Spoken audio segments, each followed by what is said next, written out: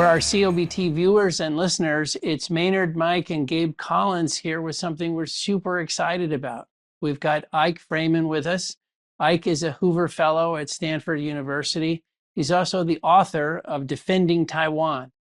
I think, Mike, as I think about the last couple of months or even more of our discussions, particularly around geopolitical issues, the question of what is China thinking? How does this affect China? What might China do next? And of course, the always big question of Taiwan. It's ever present, and so we're delighted. We've ordered a bunch of Eyck's books. We're going to have them here at the office for our friends who come by. We've all read it, Eyck. It's great stuff. Everybody should read it who has an interest in these topics. Even if you don't, you should read your book. But thank you so much for joining us. We're really excited to spend some time and talk about all the issues that you highlight in the book. Thrilled to be here. Looking forward to diving in. Well, Mike, before we jump in with Eyck, you're out at the Positive Energy Summit in Columbus, Texas. I'll steal your thunder a little bit, but tell us what's on your mind and anything you'd report from your adventure. Yeah, the summit has really just started, but Mike Howard has been a really gracious guest here, and so we really thank him for hosting this. As far as markets, markets are just kind of going sideways today. I mean, there's some news on the technology fronts. It's kind of hitting some of these technology stocks, but for all intents and purposes, the market's going sideways. If you look at 10-year bonds, there was a consumer's confidence number that came a little bit better than expected. 10-year yields are up to around 4.35. But tomorrow is a big day, right? Wednesday is an FOMC meeting. I think most people, consensus is definitely in the camp that there's not going to be a change in interest rates. But as always, the press conference afterward with Chairman Powell is going to be the most interesting thing. And there, we expect him. He's going to talk a lot about what's going on with inflation, sort of supply chains, how that might affect inflation in the second half of this year, as well as structural inflation. So keep an eye out for that tomorrow. As far as equity markets, we've been saying this for the last couple of weeks. We just said it a little while ago, but equity markets going sideways. But equity markets in general are technically overbought, right? And so any bad news is could hit this market. I don't know. I don't see any on the horizon at this point in time, but they are technically overbought. They tend to overreact when news comes out. So just something to think about. As far as energy, crude oil's up around $8 since last week when we had our COBT. We're at about $100 a barrel WTI. I think a lot of that is just, there's been no resolution to this Iran war. I think people today don't know how to view this UAE announcement that they're pulling out of OPEC next week. And so, we'll see where things go on that front. As far as, the energy sector in general, last week we talked about the oil services being really something a lot of people were paying attention to. Oil services companies are going to be talking about activity increases in the U.S. in the second half of this year. They're all be talking about international global spending going to be going up because of energy security issues. And so oil services looks pretty good right now. As we said just a second ago, the UAE, that announcement really shocked a lot of people today that they were pulling out of OPEC. Obviously, a lot of opinions on what that means for markets. I mean, I'd say that, for people that forget, like 2 years ago, 3 years ago, whatever it was that, the UAE, said that they were going to withdraw from OPEC. They threatened that. And so this is not something new. This, it is surprising and it's happening right now during this Iran conflict, but it's not something that's new for them. So we throw that out there. The last thing we really want to hit on is Shell bought Arc Resources this week, for like $16.5 billion. I mean, was it a surprise? Yeah, it was a surprise. Shell has been sort of more in a divestment mode for the last 5, 6, 7 years, and this has been their first big purchase of something since BG Energy. And so I think what this tells us with Shell, they basically said that they bought it because it kind of gives them a heartland now, Canada for Shell. And I think what it also does is it really basically improves the resource base of the company. And I think that's what you're going to hear, especially with this energy security issue popping up in a lot of conversations, that energy security, we're not going to have to worry about this tail risk of energy anymore. There's going to be a demand for energy for the next 10, 15, 20 years. And I think, locking up resources, which it looks like Shell has done, is going to be something we continue to hear. It's not going to surprise me. We see more mergers in the upstream spaces as well as the midstream spaces, et cetera, in the next 12, 18 months. So we'll turn it back to you, Maynard. Okay, great. Well, Ike, again, thank you so much for joining us.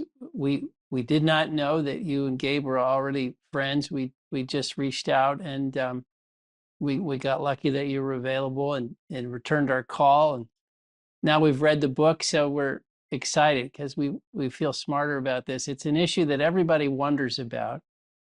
I'm trying to think, best place to jump in. Maybe I would give you an impression from the book, which is that as you go through it, and whether you're talking about military things or whether you're talking about attempts to influence broadly, or it could be anything, the image you get of China is that they are very determined and a very difficult adversary, if you will, and they are pushing almost every boundary. I mean, this is the way it comes across. And so for that reason, I mean, I think that's maybe not a shock, but I guess when you lay it out in so much detail and with so much history that, they just seem like a formidable foe,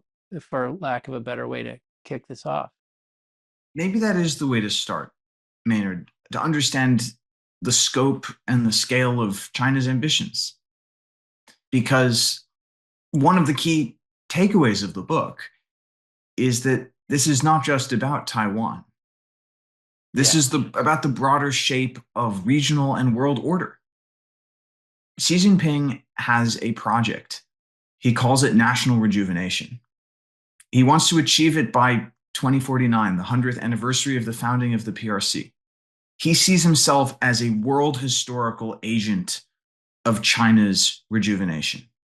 And rejuvenation means putting China at the top of the list in every human endeavor, from technology to energy to every ISO code, every product. He wants a China that is culturally harmonious, with diversity brought fully under the Communist Party's control. He wants all of the various appendages that have been attached to China at various points in history to be united into China. That includes big chunks of India, by the way, as well as the South China Sea, Taiwan, and though not emphasized, significant parts of Siberia as well as Mongolia. He wants China to be culturally flourishing. He wants international institutions to be bent to the will of the CCP. He wants China to dominate the commanding heights of AI. He wants concepts like human rights and freedom and democracy to be redefined in Orwellian terms, to mean what the CCP thinks they mean, which is the opposite of what they really mean, to create the conditions so the CCP can rule for 10,000 years. And Taiwan is the keystone in this arch. And it's not just about Taiwan, it's about the way Taiwan is acquired. If he can take Taiwan and humiliate the United States in the process, he can break the US alliance structure in the region. He can take control of the most important technological supply chains that form the basis of our modern world, but especially AI. And then all the rest of the program falls quickly into place. But if Taiwan slips away, that is a reputational stain on his legacy that he will never overcome. That's the stakes for him personally. You're not deterring a country, you're not deterring a party, you're not deterring a military, you're deterring a man. So it's for real. And it's easy for Americans to say this is an island far away. Why should I care? And this is the way to start. Because like it or not, this is the first test. And this is the place where our uneasy peace with Xi Jinping will be tested and possibly broken. So one thing about all that, I'm so glad we started here, because you laid out this wildly ambitious plan, or just dream. But yeah, you go many times in the book, you pull back to, but this is a rational person. This is a calculating person. This is not this is not someone who's so grandiose in their vision that they will do things that don't make sense. So it's an interesting balance that you strike as you paint a picture of him. Well, we know some things about his young life. Many of the details have been covered up. They're not part of his official biography. My former colleague, Joseph Terigian, now a professor at American University, one of the great rising scholars of China. His book, The Party's Interest Comes First, it's a biography of Xi Jinping's father, and it's a must-read to understand the man. This is a guy who's deeply traumatized. He grew up a princeling, not in the very inner circle, but his father was a senior lieutenant. He was a general in the Civil War. He was close to Mao at various points. Xi Jinping, lived in Beijing. He had it all. And then during the Cultural Revolution, he had everything ripped away. His father was purged. He was sent down to the countryside to be re-educated by peasants. He was humiliated publicly and abused. His parents were made to disavow him to his face. There was physical abuse. It was so horrible, his sister committed suicide. His education was disrupted. Later, he was given fake degrees. But this is why he's got such a chip on his shoulder about being an intellectual, because actually his education was disrupted. Everyone who lived in China during the Cultural Revolution experienced their own trauma. But for him to go from the highest height to the lowest low, and then work his way back, taught him to be strategic, to be methodical, to be ruthless, but also to be aware that no matter how much power and control he seemed to have, it could all be ripped away at a moment's notice. He's got a sort of paranoid personality, which exists uneasily alongside his methodical, hyper-managerial, detail-oriented temperament. So, some scholars who study his behavior patterns call him a cautious opportunist. And I think that's a good way to think about it. He will push, but usually incrementally. And then he will make big moves only when he thinks that the situation is perfectly favorable. And we can't paint this too finely. Obviously, we don't have a window into his head. We have to be a little bit systematic and deductive about thinking about all of the pathways available to him. You can't hang deterrence on one particular psychoanalytic, caricature.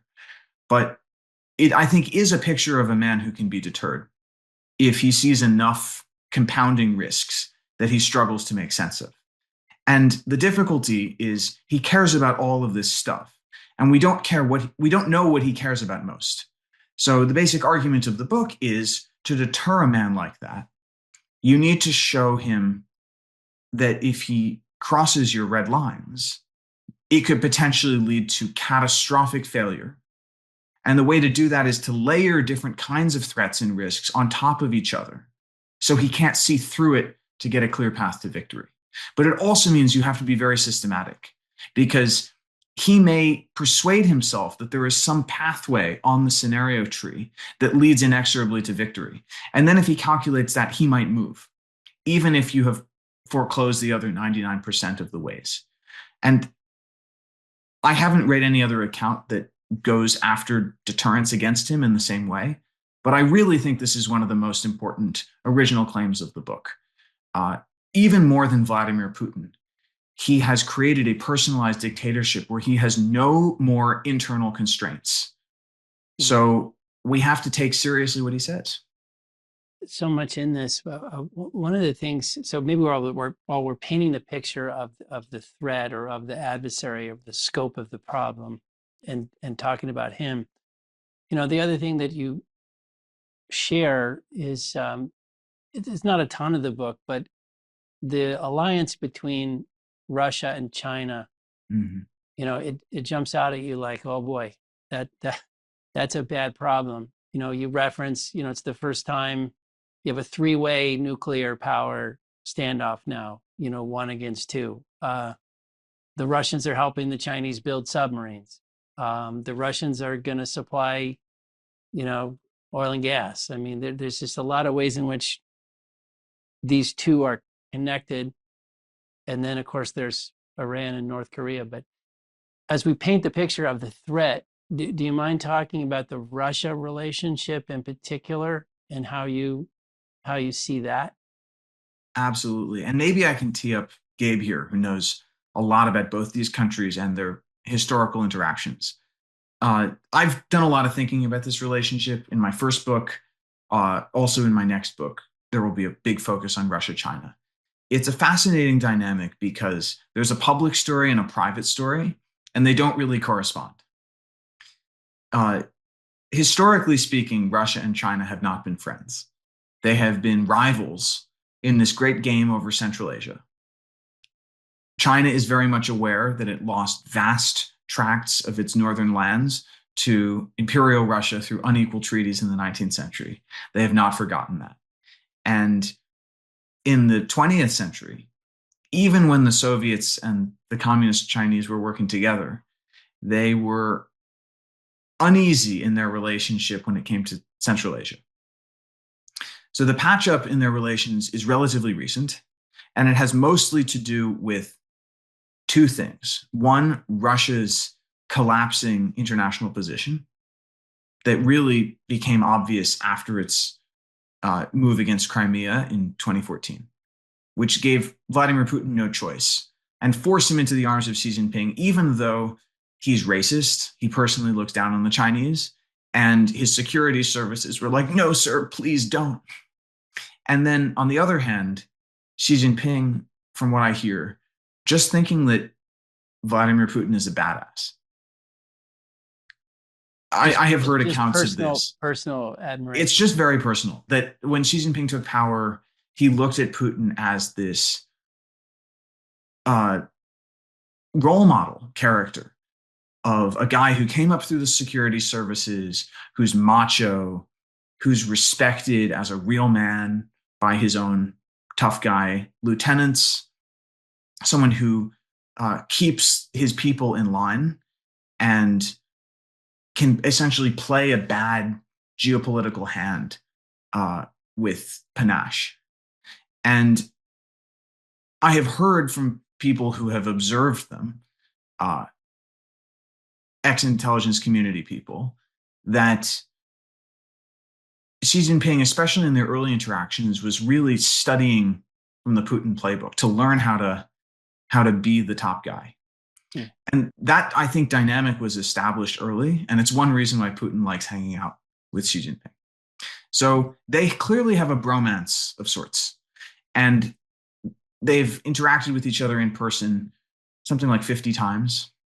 So they have a common vision of what they don't like about the current world order and what they would like to do about it. Basically, they both face a common problem of a U.S. alliance structure on their periphery that they would like to break up. And they would like to establish spheres of influence in that area. But that is basically where their common interests end. And it's not clear to me that if China were to move against Taiwan, that Russia would gamble on a move against NATO. In fact, I think it's more likely that the Russians would sit it out, let the Americans and Chinese fight, and hope that they could emerge stronger at the end. But it is true that because of Russia's continental geography, it is virtually impossible, and here I really want to tee up Gabe, it is virtually impossible to imagine that the US could do an Operation Starvation using blockades or other tools to shut China off from the world. China is just a continental power. They have a big, big border with Russia. And if they need to, they can buy the natural resources they need over that land border. Absolutely. So I think on the Putin-Xi dynamic, Ike describes it very well. And you have me chuckling a little bit because you're thinking about, the three guys at a party, and the guy with the least money and the least power has captivated the other two, and this being Xi and Trump, who run countries that are so much more capable and so much stronger. And they're both in various personal ways, a little bit infatuated with Putin. So it's an interesting dynamic. But I think to some of the points here that Ike's making, absolutely, you have areas in what's now the Russian Far East. We'll start with the city of Vladivostok. Those have Chinese names, and they're not Chinese names that were imposed later on a map just to describe somebody else's territory. They were names that were rooted in Chinese control originally and population in those areas. And the historical memories are very long. As you think about kind of how the Chinese and the Russians interact with each other, it brings up really interesting questions about spheres of influence, because we've had this conversation over the last 18 months here in the United States. Well, what does this mean? I think what the challenge is, and where this gets interesting, is the Russians' concept of a sphere of influence is Central Asia, it's Ukraine and Eastern Europe. But in the Chinese conception initially is some of those lands Eyck was describing that they'd like to bring back into the fold. But ultimately, I think China's conception of a sphere of influence, if you link it up to this national rejuvenation thinking, is something that looks much more like our conception in the United States, where you guys can have your regional spheres. We have a global sphere and we have interests everywhere. And that's a real recipe for friction, potentially very serious friction. And I think to some of the really core points of Eyck's excellent book here is Taiwan is only the start of the problem. If something goes sideways, it's not the end of it. And I think it's really, really important for a whole host of hard national interests as well as moral reasons to really work to hold the line here. But again, as Eyck points out, holding the line is a dynamic exercise. It doesn't mean we can just sit and wait. It means if we sit back, just like an onside kick, a crisis comes to us and we take a hit. And so it's better to think proactively, as he's done in very great detail here. So I would just question. add Gabe's chapter with Andrew Erickson and Matt Pottinger at the beginning of The Boiling Moat, the Pottinger volume, is the single best articulation anywhere of why Taiwan matters. It's better than anything I could pull off in my book. So I want to make a shout out for that. And then the second point, to build on what Gabe was saying about spheres of influence, this is absolutely key to understanding China's grand strategy. There's a temptation in this administration, and it's associated with the vice president's office. Let me be blunt. There are some who think that there is some grand bargain to be had with the Russians and the Chinese where we carve up the world. And the Russians get their sphere, and it includes some Eastern Europe that may or may not be NATO. And we get the Western Hem. And the details are negotiated, but China gets some chunky part of the Indo-Pacific. And that's not a deal that is available. And even if it were, it would be a lousy, lousy deal. And if there's a handful of takeaways from the book, but I think this is one of the big ones. And I begin the book with a quote from Xi Jinping. The epigraph is a quote from Xi Jinping because I really wanted to make this point. It's Xi Jinping in Lima, Peru in 2024. And he says, quote, "China and Latin America and the entire Asia Pacific are deeply woven into the fabric of economic globalization. We are now an interdependent community with common interests and a shared future. On the other hand, the world is in, / the Americans are causing, a new period of turbulence and transformation." In other words, he's saying, we're here to stay in the Western Hem, baby, because the Western Hem is part of the Asia Pacific, and we are an Asia Pacific power. And we are here because economic globalization is an unstoppable force. In other words, if you tell yourself that you are trading away the Indo-Pacific, which is somehow far away, for the Western Hem, you will find that you gave away the more valuable region, and they are still here. And that is the fundamental problem. So can I ask you something on that, Eyck? Because that's been on our mind here is, and I feel like I remember that conference in Peru. And for those of us who spend a little time in Latin America, the Chinese are all over it. Mm-hmm. But if you kind of replay what's been happening, Venezuela did not go well for them, ish. At least it didn't directionally is not going well for them. It looks like the U.S. is reasserting itself in the Western hemisphere and trying to bring back a sense of this is our sphere of influence. I don't know about the, letting others have theirs, but at least there has been a reassertion. And you also have the Iran operation right now, which we'll see how it goes. It's the middle of it-ish. So from China's perspective, it doesn't necessarily look like we're saying you have yours, we'll have ours. It sort of looks like the U.S. is, is pushing some things that China cared about. What's the perspective you think they have on Venezuela and Iran in particular? I think the United States has godlike electronic warfare, cyber, and special forces capability. And I think Beijing looked at what we pulled off, extracting Maduro without a single U.S. casualty. And they said, whoa, we couldn't do that. And we would never dare.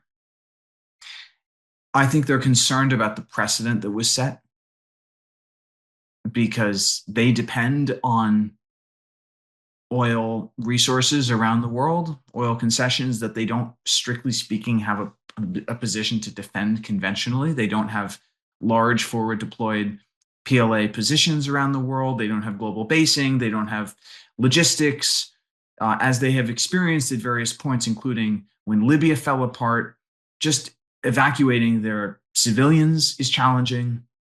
As the world becomes more unstable, this is a problem for the CCP, both because they don't want to see their oil seized and because it's a humiliation for the party if PRC nationals around the world come into trouble and the party can't help them or needs to rely on the United States to get them out.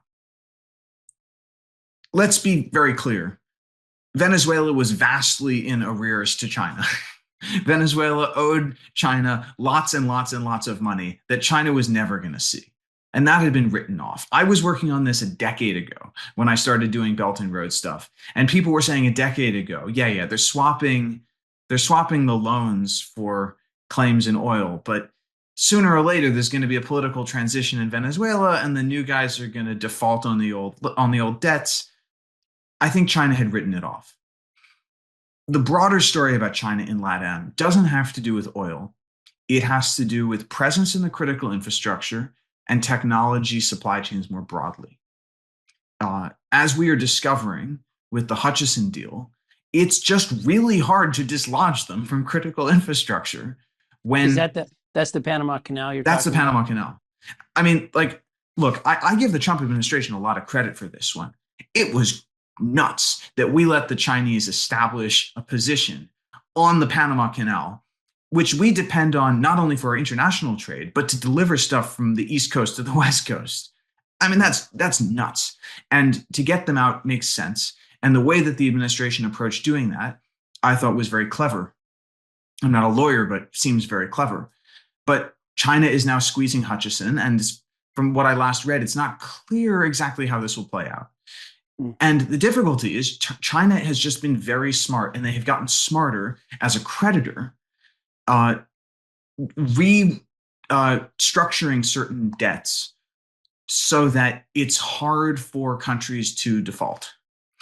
My first book was about the Belt and Road. So I went really nerdy about the details of how this stuff goes. And we can get into this if you like. Essentially, what they've done is most of those old loans don't exist anymore. They have been restructured or rolled over. Many of them are now denominated in RMB. Many of them involve the debtor country putting large amounts of capital in, like foreign currency, in escrow accounts controlled by China. So China really has them in a grip. China can confiscate from the escrow account. And many of these debts have now been rolled over into syndicated loan structures with major Western financial institutions as participants, even if very small minority participants. The result being, for a country like in Ecuador, it's very challenging to do a selective default on PRC loans. Mm. I hope that there's ways that people who know the law can figure out tricky workarounds. But if you're in Ecuador, you really don't want to be banished from the capital markets, and you don't want S&P and Moody's to downgrade you to junk forever. And if you default on a syndicated loan that is partly to HSBC or JP Morgan or something, you're gone. You will never be able to access the capital markets in a normal way. I mean, it's decades, and that is mortgaging your future. And you would rather do one of these stealthy restructurings with the Chinese if you can't pay them and give them more access, whether that's through land concessions or other controls over your critical infrastructure. So the Chinese are deeply, deeply embedded. And what we are doing now, and what we're seeing with this political transition across LATAM, where there's more, pro-American and right-wing governments coming to power, that is only the beginning of what will be a very long-term process of squeezing the PRC out. And at the same time, they're coming in with all this new stuff that they're learning to make. Huawei devices and electric vehicles. It's just going to be really, really hard to get LATAM to decouple from China across the supply chain. And that is the bet that China is making. So I don't think this is front and center in their strategic calculus, but I think they're pretty confident that there's not a scenario in the foreseeable future where the Western Hem is like a greater American sphere where they're not a participant. And I think that matters a lot. So part of the reason why it matters is that you have to understand the way that they see the geography. It's not like we're in our sphere and they're in theirs and there's a big empty ocean in between. They see themselves as competing with us over the same integrated space, which is between our hemisphere and theirs. And when you start looking at the map that way, Taiwan starts looking way more important, because Taiwan is the gate, is the key to the gate that would allow their navy to operate in a major way in the wider waters of the Central Pacific. So let me ask you a dramatic question, and you touch on it in the book. Given the picture you just painted and the book paints, which is this deliberate, day in and day out, long range, ambitious, we're insinuating, we're creating it very hard for you to get rid of us. Like, we've thought through all these things. Instead of trying to play a deliberate game against a deliberate player, what is the case to be made for the U.S. should just come right out and say, we see what you're doing, stop it right now. We will guarantee Taiwan's security, enough with the finesse. We if you take that move, we'll just make it an ironclad guarantee and just do it publicly. I'm just kind of trying to mix it up a little bit, because it's so clear that they are coming and they have these ambitions. So, okay, this gets to the one China policy question. Yeah. The U.S. position on Taiwan, I have to admit, I studied this as an undergrad at Harvard when I took undergrad Chinese politics with Ian Johnston, like the god of the field. And we read all the primary sources. And I think I got an A in the class, and I didn't clock it. And then I took this stuff again in graduate school, and I read all this stuff again. And again, I think I got an A in the class, and I didn't really clock it. And then I read it for the third time to write the book, and I was like, oh, this stuff is really, really hard, because our policy on Taiwan is this accumulation of ambiguities and legalese and agreements to disagree that's accumulated on top of itself for 5 decades, such that there's a couple of dozen people in the world who could actually explain it in detail off the top of their head. At least, a couple of dozen people in the United States who could, more in China and Taiwan. And the difficulty of that is we have built our entire political relationship with the PRC on top of that. Mm-hmm. And as they never fail to remind us, the 3 joint communiques are the political foundation of U.S. China relations. Without those three communiques, we can have no relationship whatsoever, no embassies in each other's countries, no delivering each other's mail, certainly no trading. So what is in those three communiques, you may ask? Well, it's a mess, because those three communiques, we have interpreted what they mean through 50 years. If you start messing with the policy, unless you really understand it from the inside, you are liable to make a mistake, to put your foot in your mouth, and to give them an opportunity to start squeezing you. The advantage that we have is that we have been saying the words one China policy has not changed for 50 years. So we should keep saying the one China policy has not changed. And then you can talk about different ways you want to spin that or communicate that, what parts of it you want to emphasize or not. But if we're going to have, in this new scenario where Taiwan matters, like lots and lots and lots of people doing this stuff, not a bunch of specialist nerds, then you need to make it simple. And there's another reason, which is we took this decision in the 70s to have a policy of strategic ambiguity. And that is also, political scientists call that dual deterrence. Strategic ambiguity says, if China moves against Taiwan through force, through coercion, including economic coercion, in a manner that's not acceptable to the people of Taiwan, we're going to regard it as a really, really grave and bad thing, and we may do something extreme. What it is, we won't specify. That allows us to deter China from moving against Taiwan, because they have to assume we would plausibly, probably intervene. And it also deters Taiwan from doing something that, like declaring independence, something provocative that could bring the crisis on, because it warns them, don't test us. If you bring this onto our heads, we may not be here for you. That was really effective, and it still is. The problem is it was more persuasive when we were vastly more powerful than China than when China is on the way up. Yeah. And if we start fiddling with the policy, it starts to look like we're bluffing. So it's better, I think, to keep the policy, but start emphasizing different aspects of it. And the key thing that we should emphasize is, just because we're ambiguous what we would do in the extreme situations doesn't mean it's an invitation for China to anaconda Taiwan to death through all domain coercion. So what we're going to do is, if China pushes on Taiwan in the gray zone, we'll respond in a way that we think is basically proportionate, even if it's in another domain.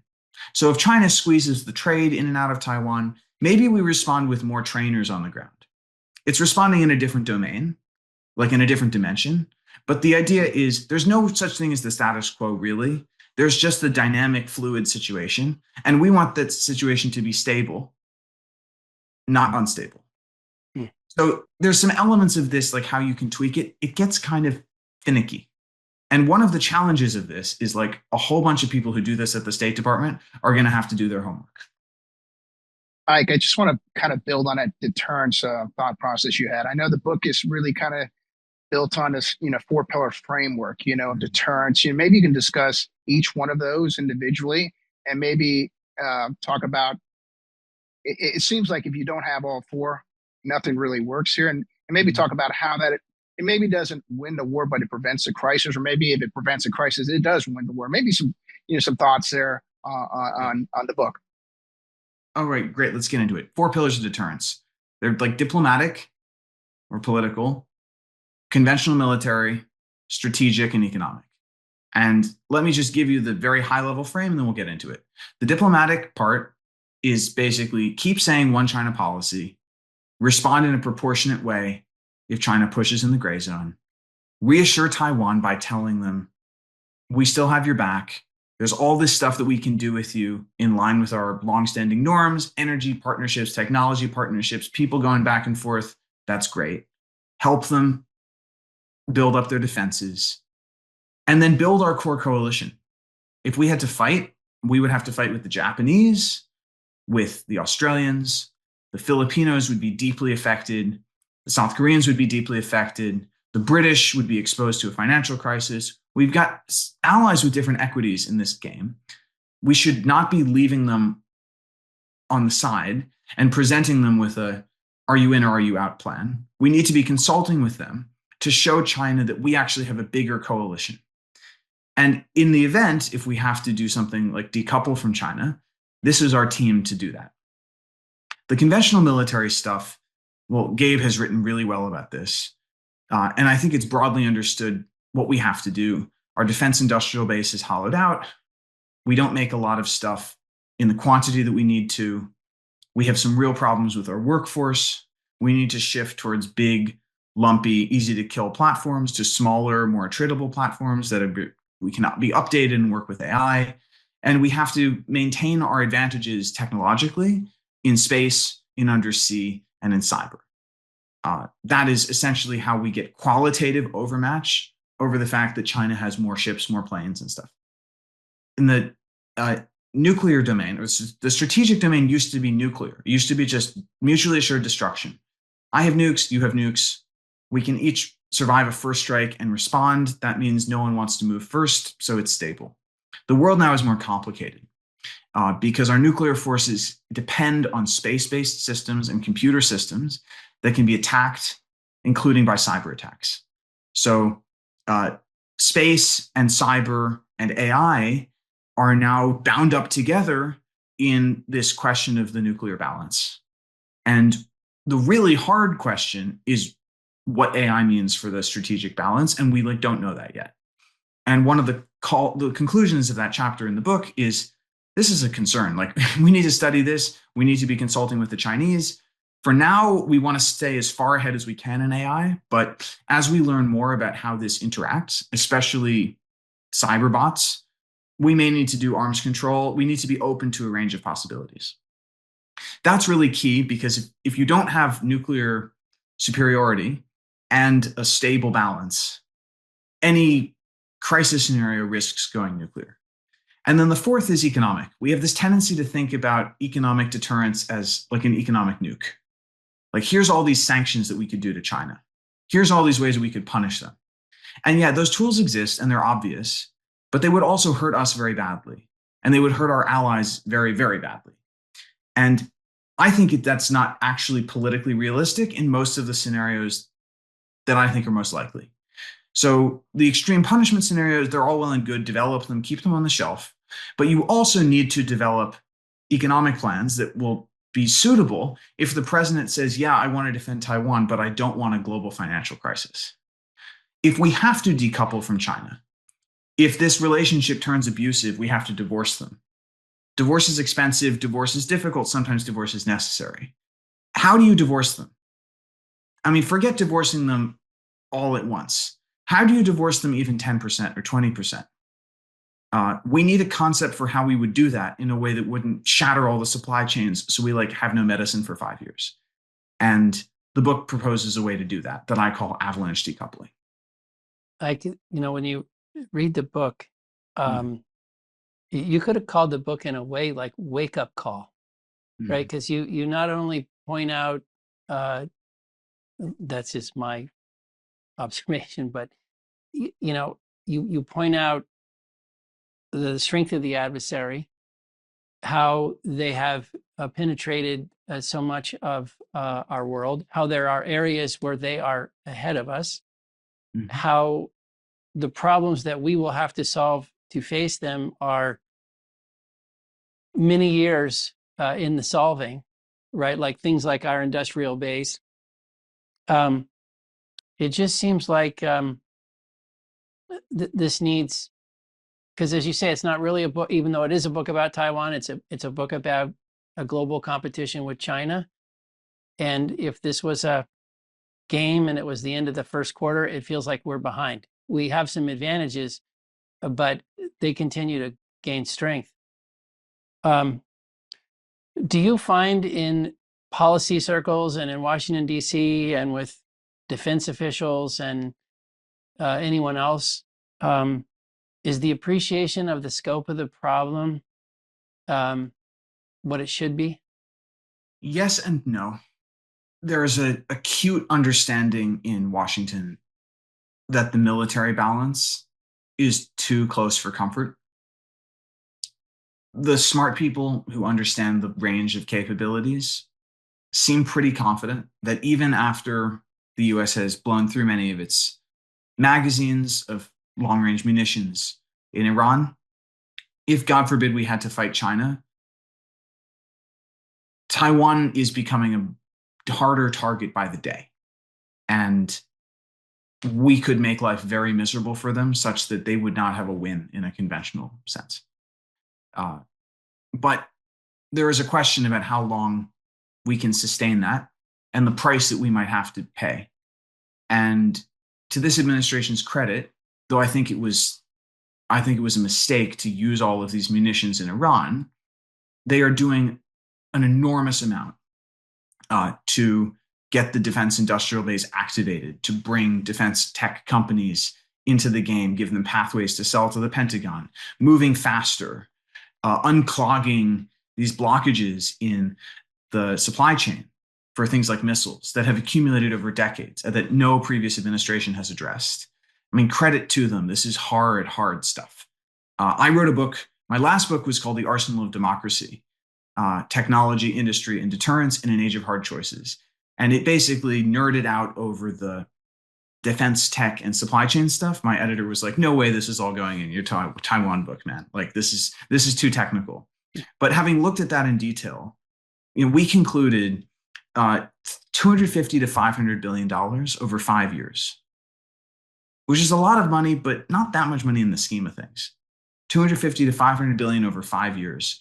And you can meaningfully put the American joint force in a position to sustain deterrence into the 2030s. And we imagined that we would get 30% over 5 years or 50%. I remember showing this to some senior folks and they were like, no way this will happen. And already like a third of it has happened. And the book is less than a year old. And we're probably going to get a bunch more with the next NDAA. So I'm very bullish, actually, that the US can sustain its conventional military advantages. The difficult part is that we don't yet have an answer for China's economic toolkit.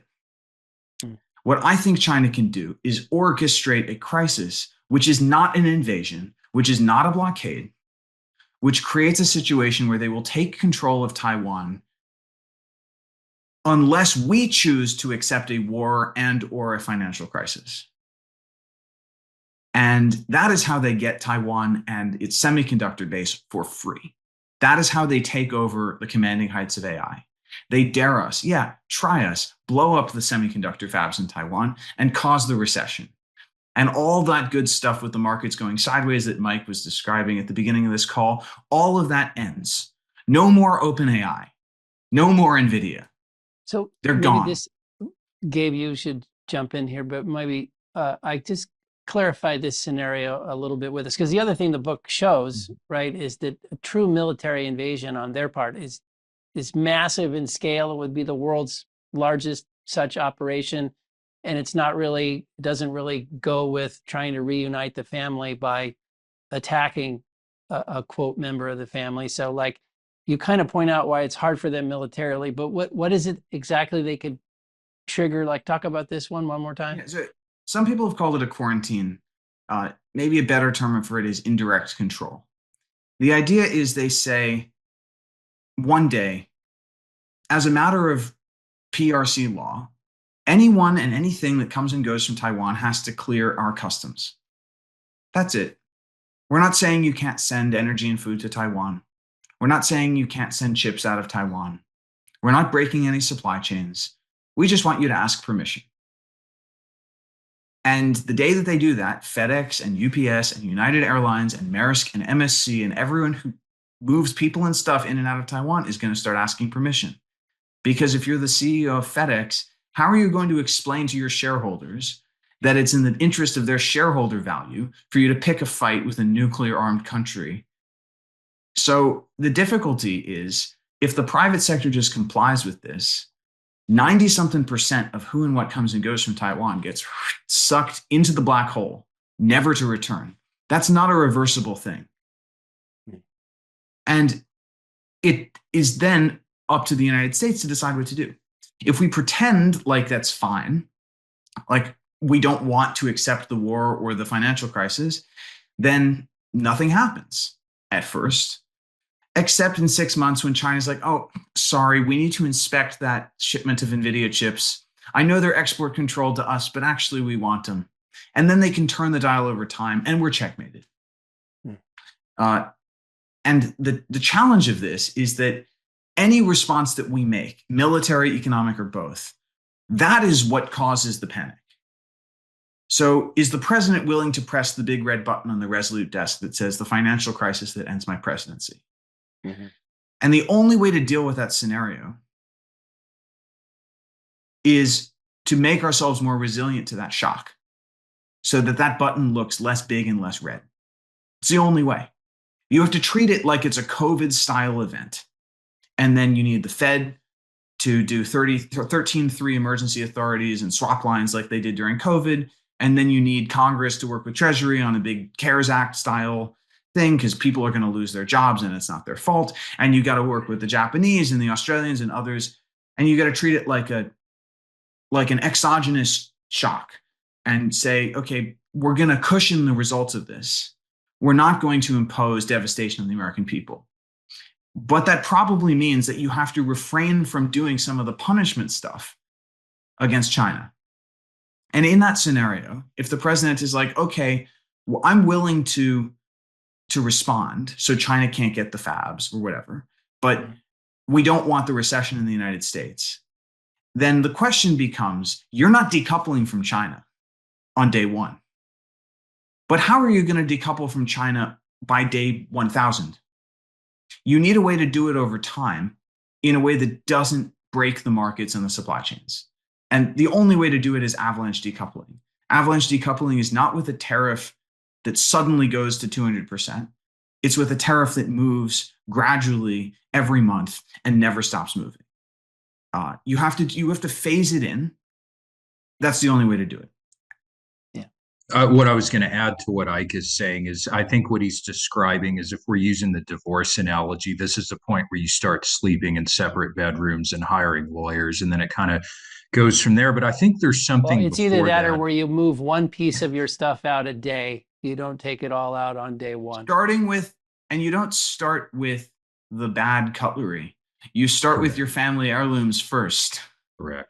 And one thing I've thought of here, and Eyck, I'm curious your reaction. This is the lawyer in me, is as I was reading the book and thinking about this customs quarantine, something that occurred to me, given that we love applying our laws extraterritorially, is what would happen if Congress passed a law that said it is illegal for anyone who participates in the U.S. dollar economy to comply with PRC customs demands pertaining to Taiwan? Because Taiwan, and I know you're running into one China stuff, but that it's not an officially administered part of the PRC, and do some things like that in the interim as a shock absorber while you start to avalanche decouple. So you can do that, but you could also put them in an impossible position. And if hypothetically you did that, I think FedEx would say, well, we just won't deliver to Taiwan.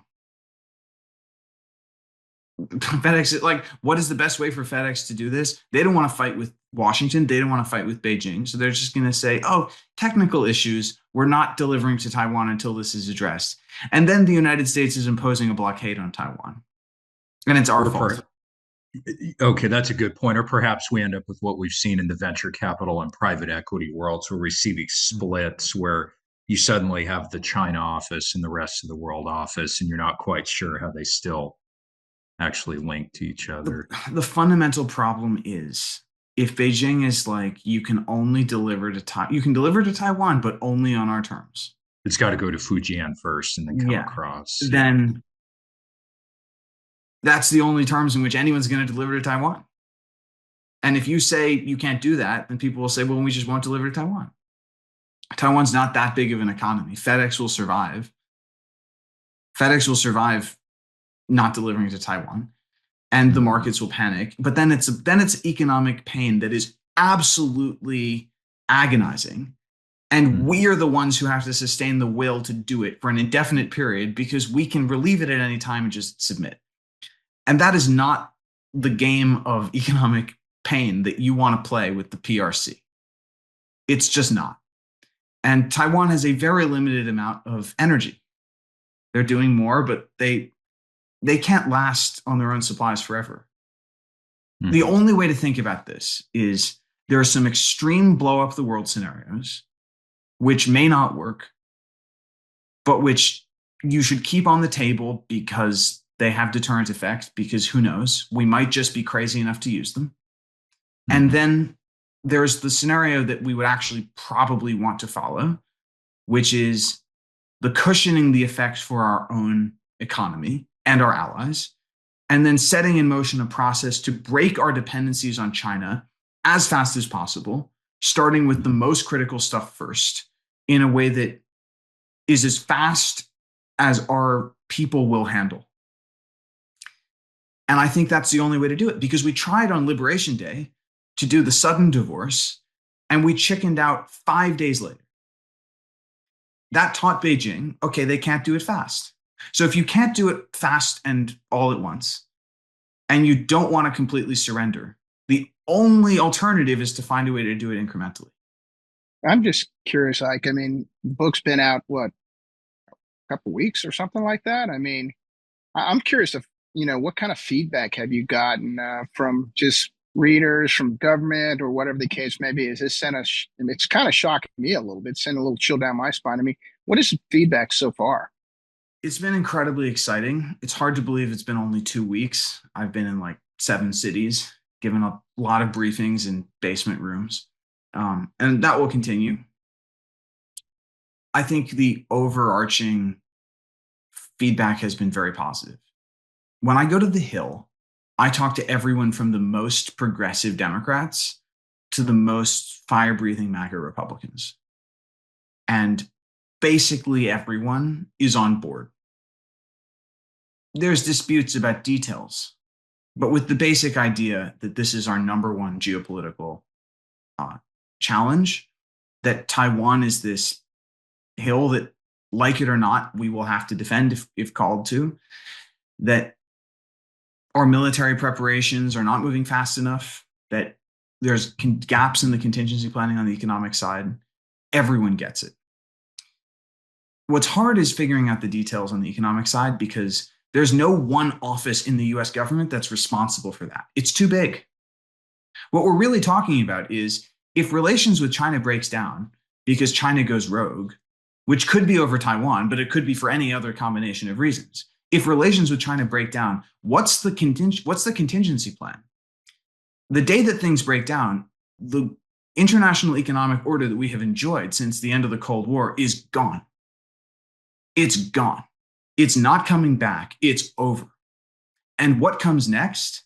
There's no one office in state or treasury or the Pentagon that is responsible for that. You need the political mandate to put our thoughts together and establish some interagency committee, and that's what doesn't exist. My theory of change is, if and when this crisis is thrust upon us by history, we are going to be way, way, way less prepared than we will wish that we had been. But we will quickly recognize that we face terrible options, and there will be immense hunger for a sane plan that can command bipartisan support that doesn't blow up the United States economy. And the more time that I can spend workshopping this, getting people familiar with the ideas, the greater the chances are that if, God forbid, the event happens, people reach for this approach. And the way that I've tried to talk about this economic contingency plan is by talking about principles rather than particulars. Because we don't know what industries would be affected, what industries we want to decouple in. What would the South Koreans do? Who knows? If we don't know what we would do, of course the South Koreans don't know what they would do. So this stuff would be negotiated in the event. And you need to have a framework that is flexible enough that your coalition can be adaptable. And maybe you work with some countries on this industry and other countries on that industry. But what we're talking about is a design for the global economy if we have to reset it quickly. And talking about big principles is exciting, actually, because everyone kind of agrees that big mistakes were made in how integrated we chose to get with China in the 90s and the 2000s. And like we paid an enormous price as a country for that. And that actually, if you can think from a blank sheet of paper about what the alternative would be, it's kind of exciting. Like, yeah, divorce is expensive, divorce is hard, and sometimes divorce is necessary. And sometimes life is actually better on the other side. I think that is a more attractive political argument to make. And what's exciting to me in talking about the book is encouraging people to think about this Taiwan crisis, which is a horrific scenario, as an opportunity of a kind to fix some intractable problems with our country and to discover an opportunity for bipartisanship that is not available in the present. To me, that's been an exciting thing. So we'll see how it goes. Can I ask you on that, Eyck? And you've been so generous with your time. We're honored to be an early part of the tour here. But one thing that jumps out of all this, there's a lot of complexity and a lot of subtlety and a lot of history, but reshoring or onshoring of industrial activity. Mm-hmm. Like that one, no matter how complex anybody's solution might be for these things, we have to start building things here again in the US, and we have to go fast, and we have to permit stuff, and we have to have power, and we have to do big projects. Mm-hmm. So on that issue in particular, do you find when the people left and right are reading and agreeing and embracing we have to reindustrialize, why wouldn't that be passed like within a month? Like, how can we fight about permitting after reading a book like that, just to pick a particular issue? I have a position on permitting, and I talk about it in the book. So I'm not going to argue with you on that particular issue. Well, and I didn't mean to be combative. I'm just thinking about that one jumps out. I think, look, the economy is big and diverse. And the reason that we are dependent on China is that China makes stuff cheap for a high quality for the price. And by definition, if we're not going to be buying stuff from China, that means American households and American businesses will be paying higher prices for lower quality. And there is some kind of limiting, like there is some limit to how much we'll accept. You know, there's a cost of living crisis in this country. And it ended the Biden administration, and it seems that the Republicans will be punished for it in the midterms as well. The American people aren't happy with the price of things. And so the basic intuition that we have to make more stuff in the US is correct. And the difficulty is, if you make everything in the United States, you cannot enjoy the quality of life. The American consumer cannot enjoy the quality of life that she's enjoyed for decades. You're setting people back economically by decades. That's not a politically possible pathway in peacetime. What you have to do is identify on a bipartisan basis the most critical dependencies that you have to break in the strict descending order in which you have to break them. And then you have to do them one at a time. And to the extent that you can do it in a market-friendly, incentives-driven way, rather than trying to use some government agency to command and control how the supply chains move or how the factories are set up, the more bang you're going to get for your buck, the more politically sustainable it's going to be. But the process of reshoring all these supply chains, these dizzyingly complex supply chains, it has to be a market-driven process. And ultimately, while government has a place in breaking very specific bottlenecks, mostly what they should be doing is setting the rules of the road and then getting out of the way so the private sector can figure it out. And we haven't yet really worked that through. This is one of the next projects I'm doing, figuring out the ranking of the criticality of these different products and sectors. Stay tuned. But I'm all with you on the permitting. If we can't build, we can't beat China. That's for sure. Do you think there's a last question? It's hard to let you go, Eyck, because this is fascinating. I feel like, and these are my words, not yours, you're recommending a thoughtful, deliberate, prioritized, methodical, slow, but focused move away from our dependency on China. To get everyone going the way you would like to, left and right, the Japanese, the Koreans, the Australians, the UK industry, to really motivate this massive move, is there an alternative where there's almost, the speech from the Oval Office that says, we need something dramatic. We need all hands on deck because this problem is so strong. If we don't sound a real big alarm bell, we're not going to get this done. Is that, you know what I'm saying? Because yours is very thoughtful and measured. Would be great. Political backing from the top. I called my last book The Arsenal of Democracy because FDR's Arsenal of Democracy speech is the kind of political leadership that we need from this president, from any president of any party. Do you think the Chinese would react to something like that, or do they know we already know? Like, how do the Chinese think about all this? I think the Chinese would say, wow, they're finally getting their act together. But you don't think they think that yet? I think every day that goes by that we don't have a clear message from the top presented in a bipartisan way about how we're going to go about breaking these dependencies, China thinks it wins a day in the race. And I don't want to be fatalistic about it. We shouldn't let the perfect be the enemy of the good. I wrote this book, Arsenal of Democracy. It's got like 100 recommendations of specific things to do.